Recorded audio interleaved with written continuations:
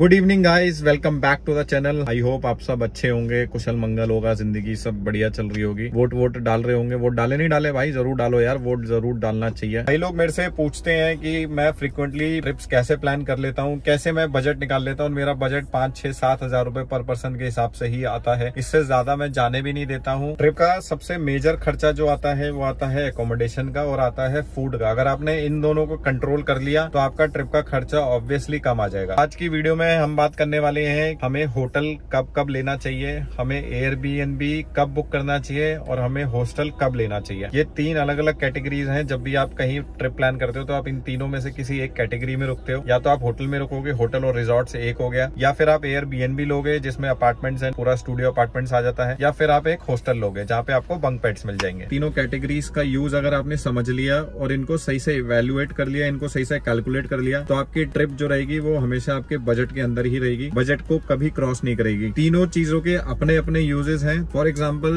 जब मैं और जीजू अभी मसूरी वाली ट्रिप पे गए थे तो हमने प्रेफर किया था हॉस्टल। मेन रीजन ये था उसको चूज करने का, हमें रात को सिर्फ और सिर्फ सोना था, क्योंकि हमें पूरे दिन तो बाहर घूमना था। तो सिर्फ रात को सोने के लिए हम होटल लें या एयरबीएनबी लें तो वो लॉजिकल नहीं था, इसलिए हमने सिर्फ हॉस्टल लिया। इसी को अगर मैं फैमिली के साथ अपग्रेड करूं, मतलब मैं अपनी फैमिली के साथ में और जीजू अपनी फैमिली के साथ में, तो हमें हॉस्टल नहीं समझ आएगा, क्योंकि उस तरीके का एनवायरनमेंट हमें नहीं मिल पाएगा वहाँ पे। फिर हम प्रेफर करेंगे होटल या एयरबीएनबी। अब इन दोनों में से फर्क कैसे करना है कि अगर मेरा एकोमोडेशन होटल में मेरे को सस्ता पड़ रहा है तो मेरा खाने का खर्चा ज्यादा आएगा, और अगर मेरे को एयरबीएनबी थोड़ा सा एक्सपेंसिव पड़ रहा है लेकिन मेरा खाने का खर्चा कम आएगा। दोनों की अपनी एडवांटेजेस हैं, दोनों की अपनी डिसएडवांटेजेस हैं। एग्जाम्पल के लिए, अब आप 4 छठे लौंडे हैं, लड़के जा रहे हैं ट्रिप पे, 4 हो 5 हो 6 हो, तो उनको क्या प्रेफर करना चाहिए? क्या उनको होटल प्रेफर करना चाहिए, या उनको एयरबीएनबी प्रेफर करना चाहिए, या उनको हॉस्टल प्रेफर करना चाहिए? जो हमें सस्ता पड़ता है हम ऑब्वियसली उसको प्रेफर करते हैं, लेकिन यहाँ पे कुछ पॉइंट्स हैं जिनको हमें ध्यान में रखना है। अगर आप फैमिली ट्रिप प्लान कर रहे हो, आपके साथ में बच्चे हैं और आपके साथ में मोर देन 4 एडल्ट्स हैं, मतलब आप 4 भी हो या 4 से ज्यादा हो, तो मैं प्रेफर करता हूँ एयरबीएनबी लेने का। उसका रीजन सबसे बड़ा ये है कि अगर मैं होटल लेता हूँ, होटल के रूम्स लेता हूँ, तो मेरे को 2 रूम लेने पड़ेंगे 4 लोगों के लिए। एग्जाम्पल के तौर पे,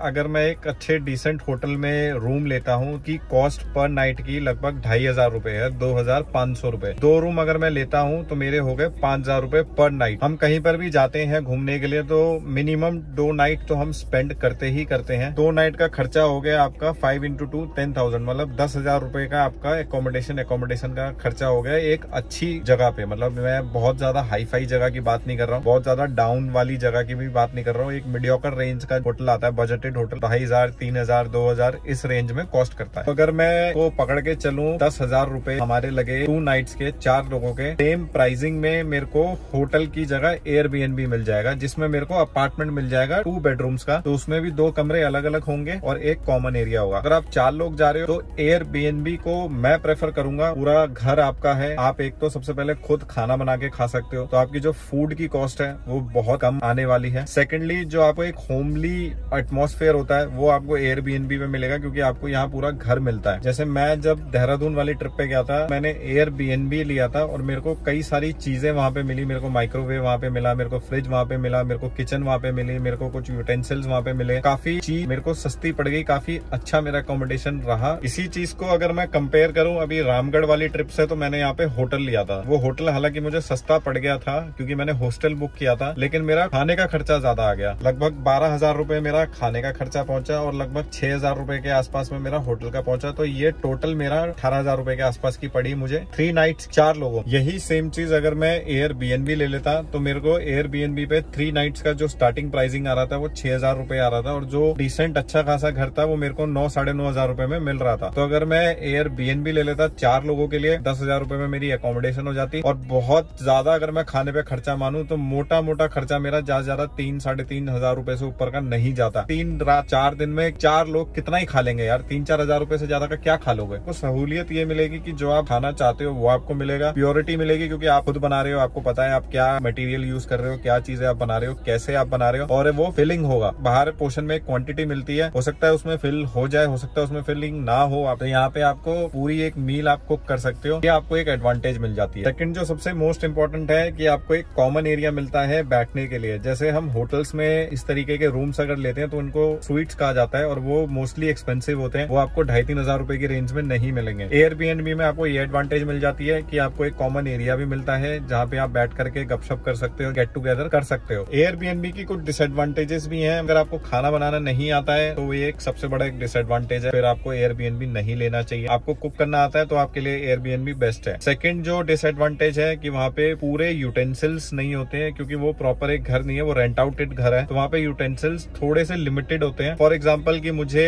देहरादून में आटा गूंदना था, तो मेरे को आटा गूंदने के लिए परात नहीं थी मेरे पास में, तो हमने आटा कुकर में गूंदा था। बहुत सारी प्रॉपर्टीज ऐसी हैं वो होटल से अच्छी सर्विसेज दे रही हैं, जैसे हॉस्टल्स हैं, काफी सारे हॉस्टल्स हैं, गूगल करोगे आपको बहुत सारे मिल जाएंगे। उनके भी रूम्स काफी अच्छे हैं, हाई ग्रेड रूम्स हैं और प्राइसिंग उनका कम है। अब लड़के जा रहे हैं ट्रिप पे, 4 हो 5 हो 6 हो, तो उनको क्या प्रेफर करना चाहिए? क्या उनको होटल प्रेफर करना चाहिए, या उनको एयरबीएनबी प्रेफर करना चाहिए, या उनको हॉस्टल प्रेफर करना चाहिए? आप 4 लोग जा रहे हो, आपको खाना बनाना नहीं आता तो आप होटल लो।